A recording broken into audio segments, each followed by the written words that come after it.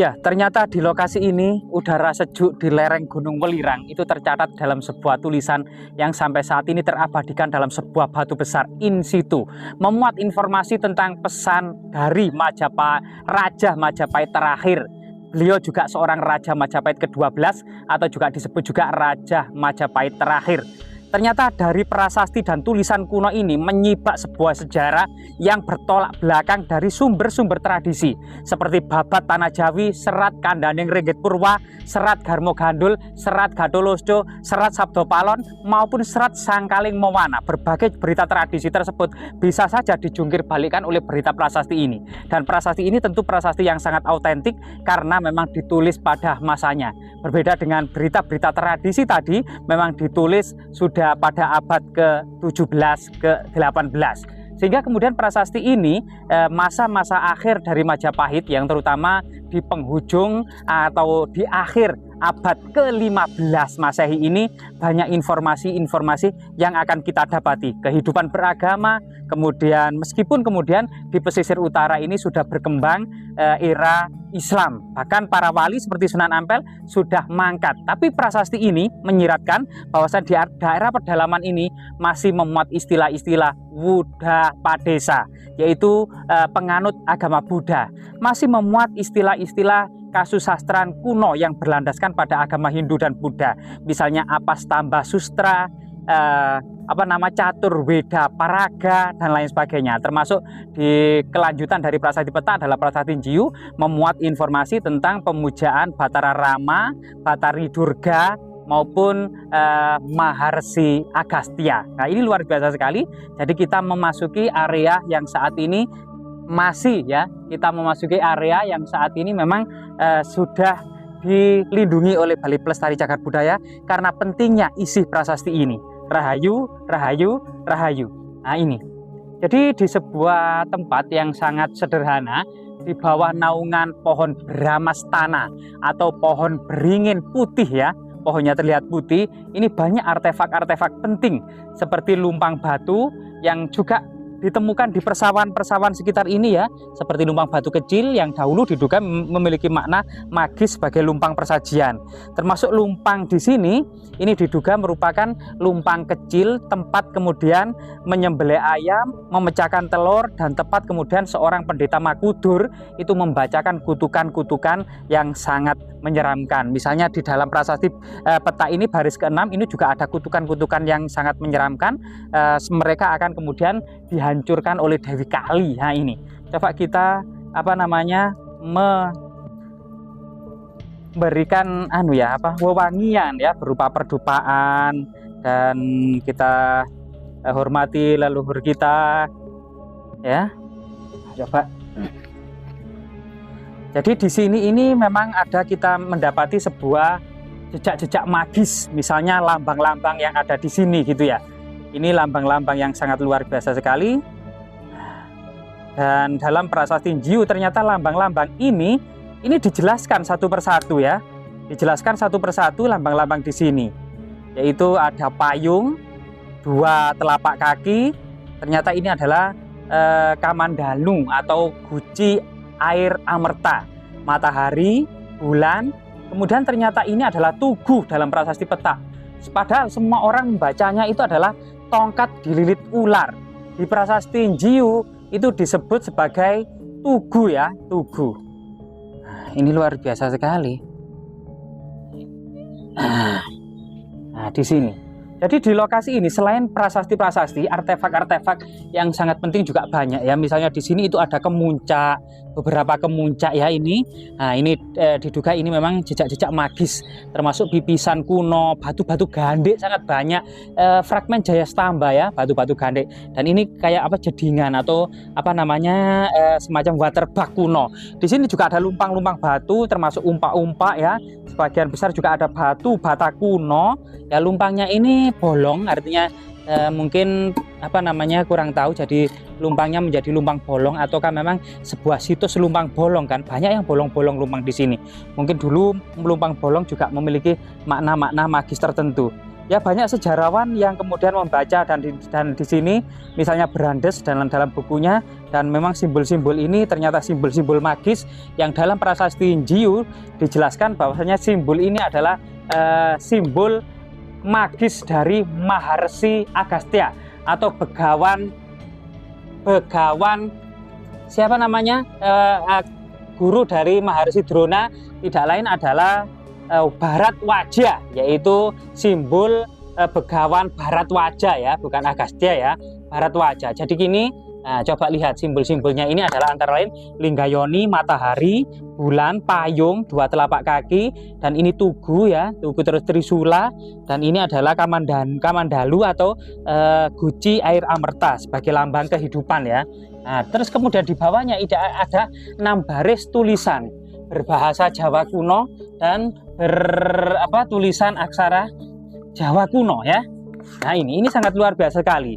Mungkin kameramen bisa kemudian mendekatkan, biar saya akan membacanya satu persatu dari depan. Baris pertama itu adalah semacam penanggalan kuno ya. Jadi penanggal kuno yang sangat luar biasa. Tulisan-tulisan ini sekitar 700 tahun yang lalu ini masih bisa dibaca. Pembacanya adalah yang pertama itu adalah simbol Om ya.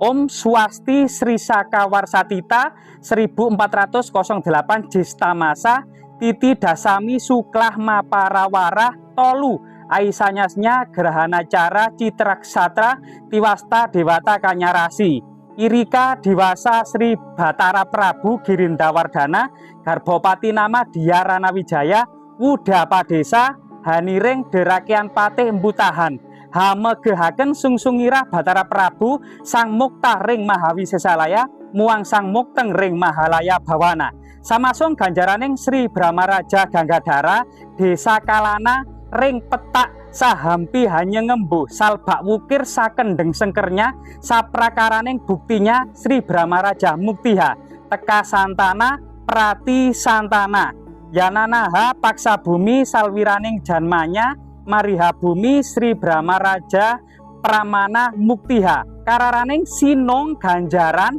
Hamreh Kadik Wijayaniro Sang Mungguing Jinggan Duk Ayun-ayunan Yudah Lawaning Majapahit Irika Sri Brahma Raja Ganggadara Maring Petak Samanggala Paranaranya Dening Kawe Mangining Desa Hanuta Ring Saka Nanganging Sri Brahma Raja Acandas Kayi Astabaga Tajaswanya Luputa Saprakara Mananga Sakawiranya Muang Yananana Mangruda Sasaraning Andika Pala Supracasti Sakalwiraning Janmanya Makadi Sang Anagatah Prabu Dadeo Basmi Kreta Yatat Ahning Kala Kali Buta Picacadi Tumpur Brasta Hananya Astu Am. Jadi ini merupakan semacam pembacaan dari prasasti peta ini ya, yang artinya memang Om selamatlah pada tahun Saka 1408 pada hari Komaria yang ke-10 ketika perpaduan bulan Jesta sedang naik,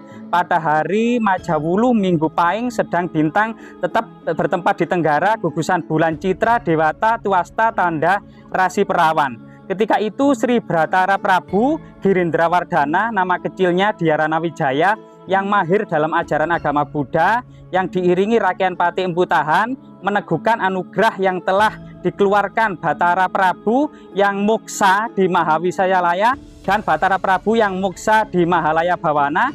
Di masa mereka berdua telah menganugerahkan atau memberikan ganjaran tanah desa Petak berikut lembah bukit kepada Sri Brahma Raja Ganggadara dan segala perluasannya dan hasil-hasilnya untuk memetiknya Santana Prati Santana turun secara temurun.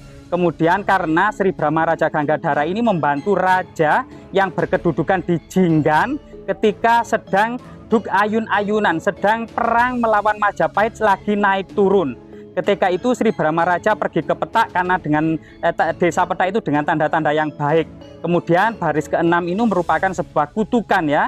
Maka hancur leburlah menjadi abu yang akan dimakan oleh setan laki-laki dan perempuan, akan buta, akan habis binasa, rusak dibinasakan oleh Dewi Kali dan seluruh kepunyaannya. Demikianlah Am. Jadi luar biasa sekali.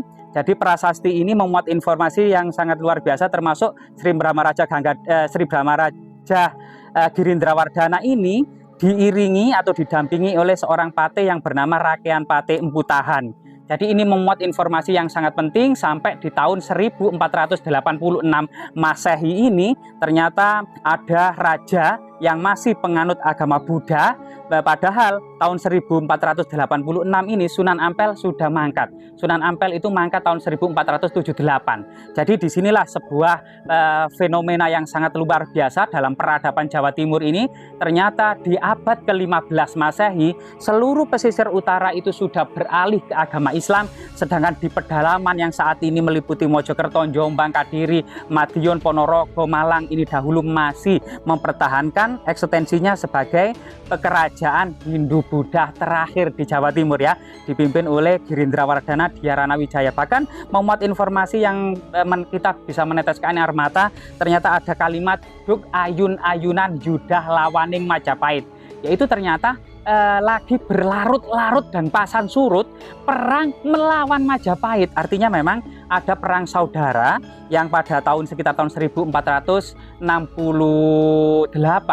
ini memang Brih Kertabumi yang merupakan ayah dari Raden Patah ini memang menggulingkan atau menyingkirkan Dyasura Prabawa ke Daha. Dan Dyasura Prabawa menjadi Raja Majapahit di Daha ini sampai mangkatnya sekitar tahun 1474 digantikan putranya Sri Girindrawardhana Dhyarana Wijaya.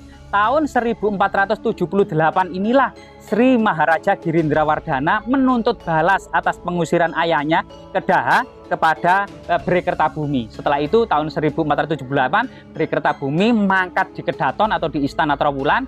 Kemudian beberapa tahun kemudian Raden Patah menuntut balas, peranglah terjadi antara Raden Patah dengan Girindrawardhana Dhyarana Wijaya. Sehingga salah satu kemudian perkara yang sangat pelik dalam masa akhir Majapahit itu memang benar-benar pertikaian internal dan perebutan kekuasaan di antara para pewaris tahta saja, sehingga kemudian menghancurkan kerajaan Majapahit yang pernah memayungi seluruh Nusantara ini.